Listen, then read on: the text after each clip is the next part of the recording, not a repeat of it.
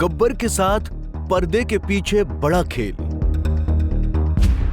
अपने ही घर में हो रहे षड्यंत्र का शिकार। मंत्री होकर भी दिख रहे बेबस और लाचार। सोशल मीडिया पोस्ट हलचल भारी, कौन कर रहा गद्दारी। मैं तो कई बार कहा है कि मैं भारतीय जनता पार्टी का अनन्य भक्त हूँ। चाहे खून भी निकलेगा ना, वो भी बीजेपी बोलेगा। भाजपा का वो नेता जो डंके की चोट पर खुद को पार्टी का अनन्य भक्त कहता है, जो कहता है कि मेरे खून का एक एक कतरा निकलेगा तो भाजपा बोलेगा। मगर विडंबना देखिए, आज वही नेता सरकार में कैबिनेट मंत्री होकर भी बेबस और लाचार नजर आ रहा है। जी हां, हम बात कर रहे हैं हरियाणा की राजनीति में खुद को गब्बर कहलाने वाले अनिल विज की, जिन्होंने अपने एक्स प्लेटफॉर्म पर एक पोस्ट करके हरियाणा की राजनीति में बड़ी हलचल मचा दी है। विज ने अपनी पोस्ट में लिखा कि अंबाला छावनी में कुछ लोग समांतर भाजपा चला रहे हैं, जिनको ऊपर वालों का भी आशीर्वाद प्राप्त है। इस पोस्ट के जरिए अनिल विज भाजपा को नुकसान होने की बात कहते हुए अपनी लाचारी भी बयां कर रहे हैं और साथ ही अपने फॉलोअर्स से सलाह मांग रहे कि आप लोग बताओ हम क्या करें।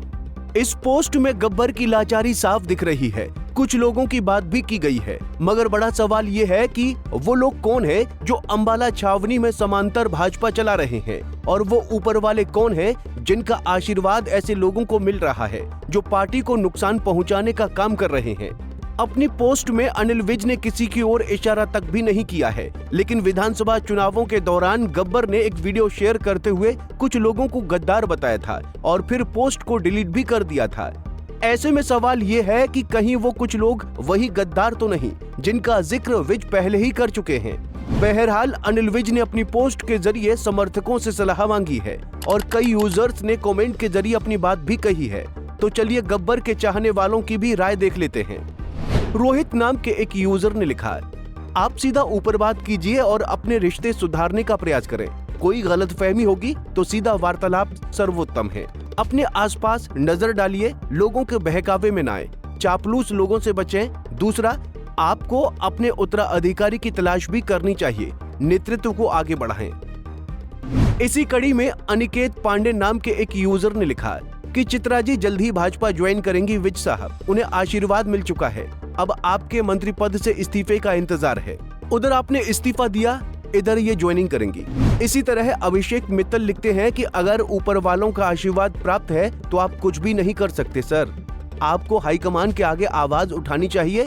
अगर ऐसा हो रहा है तो एक जीते हुए जनप्रतिनिधि हो आप और बीजेपी की आन बान शान हो। मंत्री विज की इस पोस्ट पर अपनी राय लिखते हुए कई यूजर्स ने इस प्रकरण पर कटाक्ष भी किया है।